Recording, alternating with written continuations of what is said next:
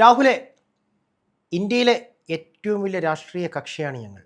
ലോകത്തിലെയും ഏറ്റവും വലിയ രാഷ്ട്രീയ കക്ഷിയാണ് ഞങ്ങൾ. ഞങ്ങളുടെ അണികൾ എന്ത് വൃത്തികേടും കാണിക്കും. പക്ഷേ CIO ഒന്നും ഞങ്ങളുടെ അണികളെ തൊടാൻ പറ്റില്ല. അത് ഞങ്ങൾ സമ്മതിക്കില്ല. ഈ പറഞ്ഞ ആരാന്നറിയാമല്ലോ, രാജീവ് ചന്ദ്രശേഖറാണ്.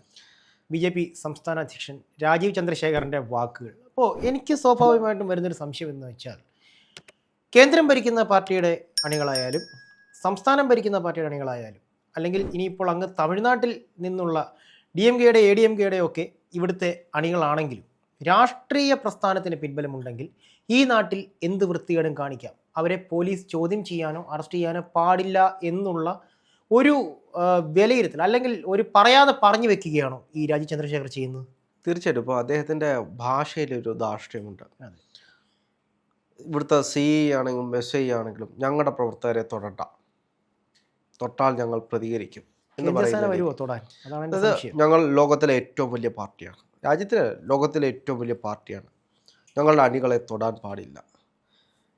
എന്തിനാണ് അണികളെ തൊട്ടത് എന്നത് ചോദിച്ചു കഴിഞ്ഞാൽ, ഇത് ഒരു കുടുംബ പ്രശ്നമായിരുന്നു. ഒരു കുടുംബത്തിൽ നടന്ന പ്രശ്നം പിന്നീട് വലിയ രീതിയിൽ ഒരു നാട്ടിലെ പ്രശ്നമാക്കി മാറ്റുന്നത് അവിടുത്തെ CPM-ഉം BJP-യും കൂടിയാണ്. പക്ഷെ അതിലൊന്നും എനിക്ക് വിഷയമില്ല.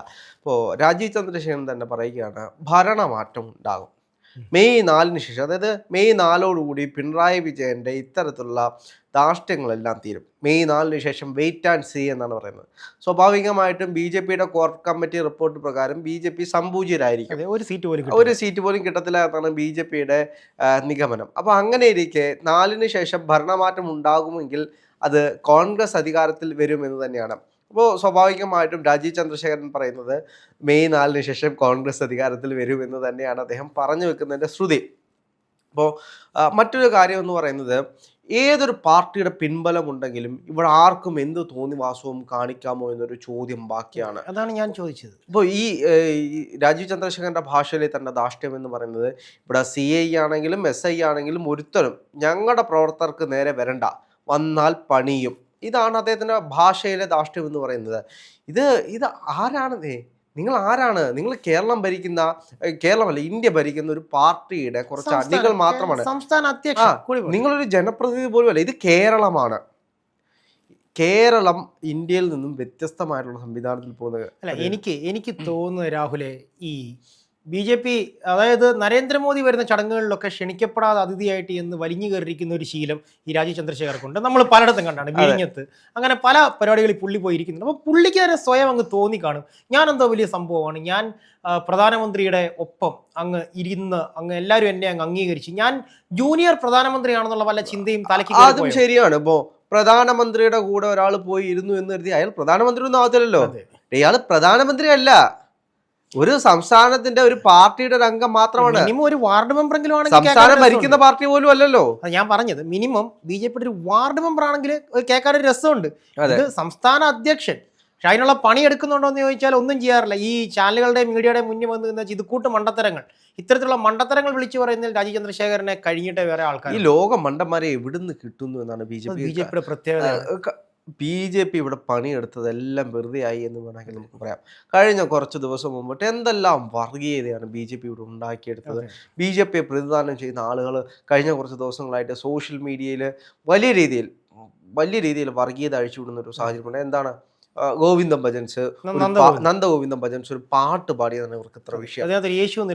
അതെ, ഇവിടെ അവർക്ക് വേണ്ടിയിട്ട് പണിയെടുത്തിട്ടുള്ള, അവർക്ക് വേണ്ടിയിട്ട് അവരെ പിന്തുണച്ചിട്ടുള്ള ഇവിടുത്തെ ക്രിസ്തീയ വിഭാഗത്തിൽപ്പെട്ട ആളുകളെല്ലാം തിരിച്ചു പറയുന്നൊരു സാഹചര്യത്തിലേക്ക് എത്തി. ആലോചിച്ച് നോക്കൂ, ഇത്രയും നാളും BJP പിന്നെ എന്തിനു വേണ്ടിയിട്ടാണ് പണിയെടുത്തത്? ഞങ്ങൾ എല്ലാവർക്കും വേണ്ടിയിട്ടാണ്, ക്രിസ്തീയ സഭയ്ക്കും കൂടെ വേണ്ടിയിട്ടാണ്. ഞങ്ങളിപ്പോൾ ക്രിസ്തീയ സഭയ്ക്ക് കേക്ക് കൊണ്ടുകൊടുക്കാൻ പോകുന്നൊരു കാഴ്ചയൊക്കെ ഉണ്ടായിരുന്നു. അല്ല, ക്രിസ്മസ് ആയ സമയത്ത് BJPയുടെ ഒരു ഇതായിരുന്നു, ക്രിസ്തീയ വീടുകളിലേക്ക് കേക്കുമായിട്ട് പോകുന്ന BJPയെ നമ്മൾ കണ്ടതാണ്. ഇന്ത്യയുടെ കേക്കൊക്കെ അല്ല, അതൊരു പാർട്ടി തീർക്കും. ഈ ഒന്നാമത്തെ കാര്യം, ശശികല ടീച്ചറെ നമുക്കറിയാം, വർഗീയ വിഷം തലയ്ക്ക് പിടിച്ച ഒരു കാളകൂട സർപ്പം എന്ന് വേണമെങ്കിൽ പുള്ളിക്കാരിയെ വിളിക്കും. പുള്ളിക്കാരിയെ സോഷ്യൽ മീഡിയയിൽ വിളിക്കുന്ന പേരറിയാമല്ലോ, വിഷകല. പിന്നെ ഉള്ളത് ഒരു ശോഭ സുരേന്ദ്രനാണ്. അവർ പിന്നെ കാര്യം സ്ഥാനാർത്ഥിയൊക്കെയാണ്, പക്ഷെ ഒരു വിഷയം വന്നു കഴിഞ്ഞാൽ പുള്ളിക്കാരി ഈ എന്താ പറയുന്നത്, ഈ സാരി എടുത്ത് മടക്കി കുത്തി വേണമെന്നുണ്ടെങ്കിൽ കുറ്റിച്ചൂലുമായിട്ട് ഇറങ്ങി ആരടാ നീ മറ്റവനെ എന്ന് പറയാനായിട്ടുള്ള ധൈര്യമുള്ള ഒരു സ്ത്രീ.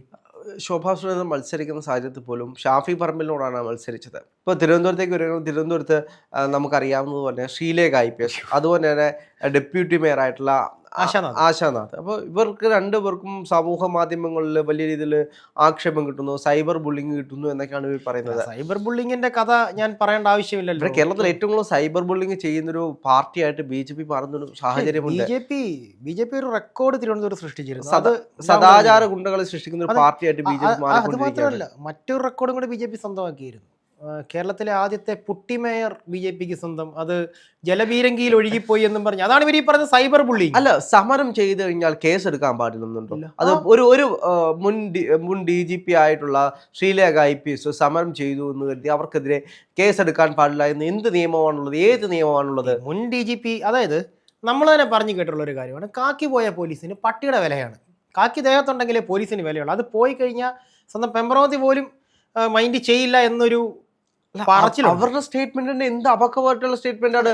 ഞാൻ പോലീസിലുള്ള കാലത്തും പോടാ പുല്ലേ പോലീസ് എന്ന് വിളിച്ചിട്ടുണ്ടെന്ന്. അല്ല, ഞാൻ പറയട്ടെ രാഹുൽ, ഇതിനകത്ത് ഏറ്റവും വലിയ വിഷയം എന്താണെന്ന് വെച്ചാൽ BJP മെമ്പർഷിപ്പ് കിട്ടുവാനായിട്ട് പ്രധാനമായിട്ട് വേണ്ടത് രണ്ട് കാര്യങ്ങളാണ്. ഒന്ന്, വർഗീയ വിഷം തലച്ചോറിനുള്ളിൽ നിറഞ്ഞിരിക്കണം. രണ്ട്, ആ തലച്ചോറിൻ്റെ സ്ഥാനത്ത് ഒന്നെങ്കിൽ ചാണകമായിരിക്കണം. കാരണം തലച്ചോറുള്ളവർക്ക് BJPയിൽ ചേരാൻ പറ്റില്ല. ഈ ശ്രീലേഖ IPS കാരിയായിരുന്നു. ഇപ്പോൾ അവർ IPS എന്ന് പറയാൻ പറ്റില്ല. ശ്രീലേഖ മുൻ IPS കാരിയായിരുന്നു. സെൻകുമാർ മുൻ DGP ആയിരുന്നു. അദ്ദേഹം IPS കാരനാണ്. അതുപോലെ തന്നെ ഇങ്ങോട്ടേക്ക് വരികയാണെന്നുണ്ടെങ്കിൽ ഈ രാജീവ് ചന്ദ്രശേഖർ ഒരു കോർപ്പറേറ്റ് BPL കമ്പനി പോലും അദ്ദേഹം തുടങ്ങിയതാണ്. പക്ഷേ ഇതിലേറ്റവും വലിയ വിരോധാഭാസം എന്ന് വെച്ചാൽ ഇവരൊക്കെ ഈ BJPയിലേക്ക് വരുമ്പോഴേക്കും ഇവരുടെ തലച്ചോറ് വെറും ചകിരിച്ചോറായി പോകുന്നത് എങ്ങനെയെന്ന് ഞാൻ പലപ്പോഴും ആലോചിക്കാറുണ്ട്. രാഹുൽ, ഒരു കാര്യം ചിന്തിക്കണം. ഇപ്പോൾ ഈ ശ്രീലേഖ പറഞ്ഞ ആ ഒരു വിഷയം, സമരം ചെയ്യുന്നവരെ പോലീസ് അടിച്ചമർത്താൻ പാടില്ല. ഞാൻ ചോദിക്കട്ടെ, ഈ പറയുന്ന BJPയിലെയും അല്ല, ഈ പറയുന്ന BJP വിട്, BJPയുടെ രീതി എങ്ങനെയാണെന്നുള്ളത് നമുക്കറിയാം. ഈ പറയുന്ന UDFയിലെയും അല്ലെങ്കിൽ LDFയിലെയും, അതായത് കോൺഗ്രസിലെയും ഇടതുപക്ഷത്തെയും ഇന്നത്തെ നേതാക്കളൊക്കെ എങ്ങനെയാണ് വളർന്നു വന്നിട്ടുള്ളത്? സമരം ചെയ്തും പോലീസിന്റെ അടി വാങ്ങിച്ചും ലാത്തി കൊണ്ടുള്ള നല്ല തല്ല് വാങ്ങിച്ചും ജയിലിൽ കിടന്നും തന്നെയാണ് ഇവരൊക്കെ കയറി വന്നിട്ടുള്ളത്. അന്നൊക്കെ മുദ്രാവാക്യം ഞാനടക്കം വിളിച്ചിട്ടുണ്ട്, പോടാ പുല്ലേ പോലീസേ. കാക്കിക്കുള്ളിൽ പോലീസെങ്കിൽ ഞങ്ങൾ അംഗീകരിക്കാം, കാക്കിക്കുള്ളിൽ പാർട്ടിക്കാരനെങ്കിൽ പോടാ പുല്ലേ പോലീസേ, അതൊരു മുദ്രാവാക്യമായിരുന്നു. പക്ഷേ ശ്രീലേഖ അത് വിളിച്ചിട്ടുണ്ടെന്നൊക്കെ പറഞ്ഞു കഴിഞ്ഞാൽ കേൾക്കാൻ ഒരു ഇത്തിരി അല്ല, സ്വാഭാവികമായിട്ടും ഒരു സമരത്തിന് പോകുമ്പോൾ ഇന്നൊരു പാർട്ടിയുടെ ഭാഗമാണ്, ഒരു മുദ്രാവാക്യം വിളിച്ചു, അതിൻ്റെ കോൺസിക്വൻസസ് അനുഭവിക്കണം. ഇപ്പോൾ ഒരു സമരത്തിന് പോകുകയാണെങ്കിൽ സമരം എന്ന് പറയുന്നത് നമ്മുടെ ആവശ്യത്തിന് വേണ്ടിയിട്ട് അവിടെ ഉറച്ചു നിൽക്കുന്നു, അവസാനം പോലീസ് അറസ്റ്റ് ചെയ്ത് നീക്കുന്നു. ഇതാണല്ലോ ഒരു സമരം. അറസ്റ്റ് ചെയ്ത് നീക്കുമ്പോൾ സ്വാഭാവികമായിട്ടും അവർക്കെതിരെ കേസെടുക്കും, കേസ് രജിസ്റ്റർ ചെയ്യും. ഇതെല്ലാം സ്വാഭാവികമായിട്ടും നടക്കുന്നതാണ്. അപ്പോൾ ശ്രീലേഖ മുൻ ഒരു പോലീസുകാരി ആയതുകൊണ്ട് അവർക്കെതിരെ കേസെടുക്കാൻ പാടില്ല എന്ന് പറയാൻ ഇവിടെ രാജീവ് ചന്ദ്രശേഖരൻ ആരാണ്? രാജീവ് ചന്ദ്രശേഖരനാണോ കേരള പോലീസിന്റെ ഭരിക്കുന്നത്? പുള്ളിയുടെ വിചാരം ഒരു സീറ്റ് കിട്ടി കഴിഞ്ഞാൽ മുഖ്യമന്ത്രി ആകുമെന്നാണ്. പുള്ളി ആഭ്യന്തരമന്ത്രിയാണ് എന്നാണ് പുള്ളി ഉദ്ദേശിക്കുന്നത്. ഇവിടെ SIയും CIയും ഒന്നും BJPക്കാർക്കെതിരെ കേന്ദ്ര ആഭ്യന്തരമന്ത്രിയാണ്. അതെ, കേന്ദ്ര ആഭ്യന്തരമന്ത്രിയായ കേരളത്തിലെ രാജീവ് ചന്ദ്രശേഖരൻ. അതാണ് അദ്ദേഹത്തിന്റെ ഒരു ഡെസിഗ്നേഷൻ. അപ്പൊ അദ്ദേഹം പറയാൻ ഉദ്ദേശിക്കുന്നത്. ഇനി രാഹുൽ, എനിക്കൊരു ചെറിയൊരു സംശയം കൂടി എനിക്ക് ബാക്കി കിടക്കുകയാണ്. ഇപ്പൊ ഈ ആശാനാഥിന്റെ കാര്യം എടുത്ത് ഇട്ടതുകൊണ്ട് ചോദിക്കുകയാണ്. ചേച്ചിയുടെ കുട്ടി വിഷയങ്ങളൊക്കെ നമുക്ക് മാറ്റി നിർത്താൻ, നമ്മളെ ബാധിക്കുന്ന വിഷയമല്ല. പക്ഷേ ജലബീരങ്കി വിവാദം രാഹുൽ കേട്ടിരുന്നു? ആശാനാഥ് ഉയർത്തിയ ജലബീരങ്കി വിവാദം. ജലബീരങ്കിക്ക് ഫോഴ്സ് കൂടുതലായിരുന്നു. സ്ത്രീകളൊക്കെ തെറിച്ചു വീഴുന്നു, പുരുഷന്മാർ തെറിച്ചു വീഴുന്നു. ജലബീരങ്കിക്കുള്ളിൽ നിറച്ചിരുന്നത് ചെളിവെള്ളമായിരുന്നു, ശുദ്ധജലമല്ലായിരുന്നു. ഈ ജലബീരങ്കി എനിക്കിട്ട് കിട്ടിയിട്ടില്ല. ജലബീരങ്കിക്ക് അത് സാധാരണ സമരം ചെയ്യുന്നവർ കുടിവെള്ളമാണോ കൊണ്ട് കൊടുക്കാറുള്ളത്? ഒരിക്കലും അല്ല. ഈ ജലബീരങ്കി കൊണ്ട് അടിച്ച് തെറിച്ച് വീണെന്ന് പറഞ്ഞാൽ അതിന്റെ പേര് തന്നെ ആദ്യമായിട്ട് സമരത്തിന് പോകുന്നതുകൊണ്ടാണ് അങ്ങനെ തോന്നുന്നത്. ആദ്യമായിട്ട് ജലബീരങ്കിയുടെ മുന്നിൽ വന്ന് വീഴുന്നതുകൊണ്ടാണ് ഇത് തോന്നുന്നത്. ഇവിടെ കാലാകാലങ്ങളായിട്ട് യുവജന സംഘടനകൾ തുടങ്ങിയ പലരും സമരം ചെയ്യുന്നുണ്ട്. ഇവിടെ സെക്രട്ടേറിയറ്റിലൊക്കെ പോയി സമരം ചെയ്യുമ്പോൾ കൈയടിച്ച് പ്രോത്സാഹിപ്പിച്ചാൽ മാത്രം പോരാ. എന്നിട്ട് ജലബീരങ്കി അത് വളരെ ഫോഴ്സ് കുറച്ചുള്ള ജലബീരങ്കി ആയിരുന്നു. ജലബീരങ്കി എന്ന് പറയുന്നത് എന്തിനാണ്? അവർ ഓടിച്ചു വിടാൻ വേണ്ടിയിട്ടാണ്. ദേഹം അധികം ഉപദ്രവിക്കാതെ, അത് ലാത്തി ചാർജ് നടത്താതെ ജലം ഉപയോഗിച്ചുകൊണ്ട് പിരിച്ചുവിടാൻ വേണ്ടിയിട്ടാണ്. അല്ലെങ്കിൽ ഗ്രനേഡുകൾ എന്തിനാണ് ഉപയോഗിക്കുന്നത്? ഇവിടെ ഗ്രനേഡ് ഒന്നും ഉപയോഗിച്ചിട്ടുള്ളൂ.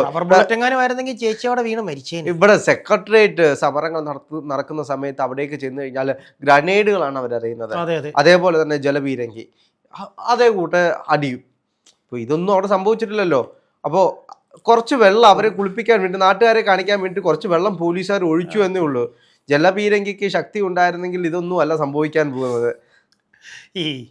എന്തായാലും വന്നതും നിന്നതും എല്ലാ മണ്ടന്മാർ എന്ന് പറയുന്ന പോലെ ഒരു നമ്മൾ ഈ പഴമൊഴി പറയാറില്ല, വന്നതും കൊള്ളാം നിന്നതും കൊള്ളാം പോയതും കൊള്ളാം എല്ലാം ഒരേപോലെ മണ്ടന്മാരെന്ന് പറഞ്ഞ പോലെ. പിന്നെ ജലപീരങ്കിലെ വെള്ളത്തെ പറ്റി കൂടെ പറയണം. അതാണ് ശുദ്ധജലം. ഏതെങ്കിലും കിണറ്റിൽ നിന്ന് പോയിട്ടാണോ ഇവിടുത്തെ പോലീസുകാർ വെള്ളം എടുത്തുകൊണ്ട് വരാൻ പോകുന്നത്? അത് ഏതെങ്കിലും തോട്ടിൽ കിടക്കുന്ന വെള്ളമായിരിക്കും എടുത്തുകൊണ്ട് വരാൻ പോകുന്നത്. എന്നിട്ട് അതിനകത്ത് കൃത്യമായിട്ട് കണ്ണീർവാതകം ഒഴിക്കുക. അതായത് ആ ജലം അടുത്തേക്ക് വീഴുമ്പോൾ തന്നെ നമ്മുടെ ചൂടെടുക്കും. അപ്പൊ അതിനകത്ത് ചില കാര്യങ്ങൾ ചേർത്തിട്ടാണ് ജലപീരങ്കി തളിക്കുന്നത്. അപ്പൊ ചൂടും ചൊറിച്ചിലും കിട്ടിയവര് പറഞ്ഞിട്ടുണ്ട്, ചൊറിച്ചിൽ ഭയങ്കര അസഹനീയമായ ചൊറിച്ചിലാന്നാണ്. അതെ, തണ്ണീർവാതകമാണത്. അത് ഏതെങ്കിലും കുളത്തിലെ വെള്ളം എടുത്തിട്ട് അതിലേക്ക് ഇത്തരത്തിലുള്ള കാര്യങ്ങൾ കെമിക്കൽ ആഡ് ചെയ്തതിനു ശേഷമാണ് അടിക്കുന്നത്.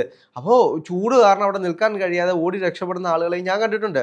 അപ്പോൾ ഒരു സമരം കണ്ടിട്ടില്ലാത്ത ആളുകൾ ആദ്യമായി വന്ന് സമരം ചെയ്യുമ്പോൾ ഉണ്ടാകുന്ന ചില പ്രതിഷേധ സ്വരങ്ങൾ മാത്രമാണ്. അതെ, പ്രശ്നം എന്താണെന്ന് വെച്ചാൽ ചെറിയ പ്രശ്നങ്ങളുണ്ട് രാഹുൽ. കാരണം ഞാൻ ഈ ആശാനാഥിൻ്റെ പേജ് പലപ്പോഴും കണ്ടിട്ടുള്ളതാണ്.